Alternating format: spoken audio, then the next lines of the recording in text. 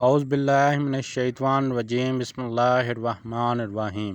نبی کریم صلی اللہ علیہ وآلہ وسلم نے فرمایا، 7 چیزیں گھر سے دور رکھے ورنہ غریبی آپ کا مقدر بن جائے گی۔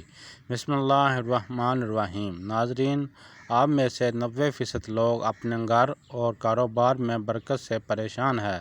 ہر دوسرا انسان کی زندگی میں یہی کہانی ہے اور وہ یہی کہتا رہتا ہے کہ ہم لوگ محنت تو بہت کر رہے ہیں لیکن ہمارے گھر میں اور کاروبار میں برکت نہیں ہے۔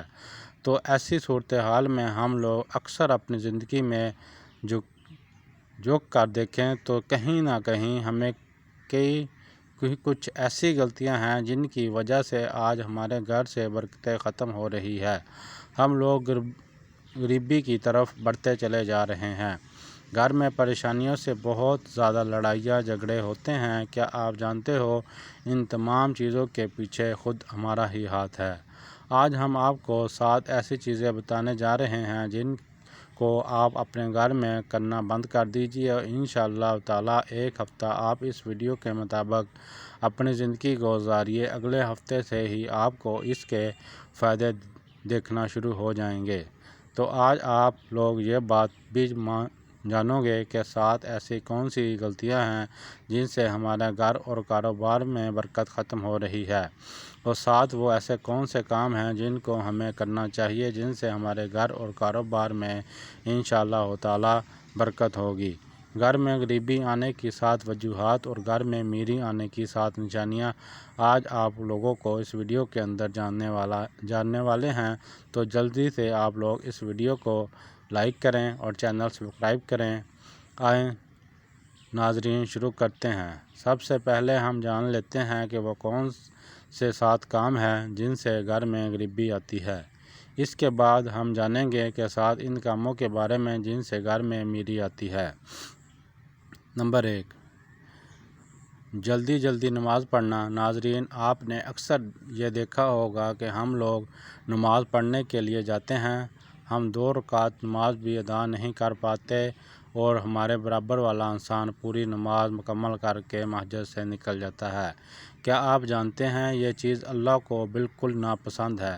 اللہ تعالیٰ نے نماز میں سکون رکھا ہے اور ہم اس کو سزا کی طرح ادا کرتے ہیں کہ جلدی سے ختم ہو اور ہم اپنے گھر پر جائیں۔ ایسا کرنے سے آپ کے گھر اور کاروبار کی برکت ختم ہو جاتی ہے۔ نماز ہمیشہ اللہ کو راضی کرنے کے لیے پڑھیں اور سکون سے ادا کریں۔ نمبر 2، وضو کی جگہ پیشاب کرنے سے۔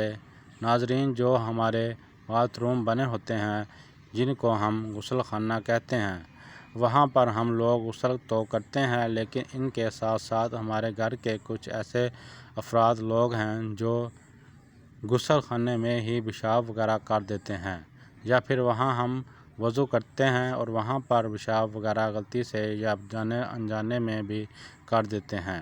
اب غسل کرنے کے لیے وضو کرنا بہت ضروری ہے۔ اب یہاں پر غسل کریں گے، وہاں وضو کریں گے اور وہاں پر ہم پیشاب کرنا شروع کر دیں تو کیا کبھی آپ نے سوچا کہ آپ کے کاروبار اور گھر میں برکت ہوگی؟ یہاں تک میں جانتا ہوں کبھی بھی ایسا کرنے سے گھر اور کاروبار میں برکت ہوگی ہی نہیں۔ تو آپ یہ غلطی بالکل نہ کریں۔ وضو کی جگہ پر یا غسل خانے میں کبھی بھی پیشاب نہ کریں۔ نمبر 3، کھڑے ہو کر پیشاب کرنا۔ ناظرین، جب بھی ہم لوگ کہیں باہر گھومنے کے لیے جاتے ہیں تو جانے انجانے میں ہم لوگ کھڑے ہو کر پیشاب کر دیتے ہیں اور کبھی کبھی ہم پیڑ کے نیچے بھی بیٹھ کر پیشاب کر دیتے ہیں۔ کیا آپ نے یہ بات نہیں جانتے کہ پیڑوں پر اکثر جنات کا سایہ ہوتا ہے؟ اگر ہم پیڑوں کے نیچے پیشاب کرتے ہیں یا کھڑا ہو کر پیشاب کرتے ہیں اور اس پیڑ کے اوپر اگر جنات کا سایہ ہو تو برکت تو دور کی چیز، آپ کی نسلیں برباد ہو جائے گی۔ تو اس چیز کو بھی آپ دھیان میں رکھیں اور کھڑے ہو کر کبھی بھی پیشاب نہ کریں۔ نمبر 4، کھڑے ہو کر پانی پینے سے تو جو شخص بھی کھڑا ہو کر پانی پیتا ہے گھر میں کبھی بھی برکت نہیں ہوتی۔ نمبر 5، منہ سے پھونک مار کر چراغ کو بجھانے سے۔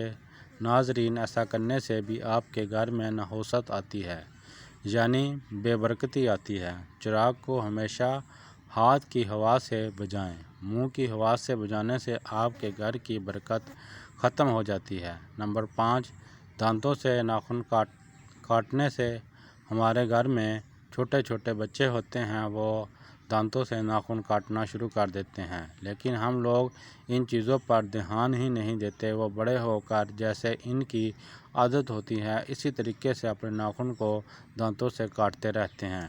کیا آپ جانتے ہیں کہ دانتوں سے ناخن کاٹنے سے بیماریاں تو آتی ہی ہے، پیٹ میں بیماریاں تو جاتی ہی ہے، لیکن اس کے ساتھ ساتھ گھر میں نحوست بھی آتی ہے اور گھر سے برکت ختم ہو جاتی ہے۔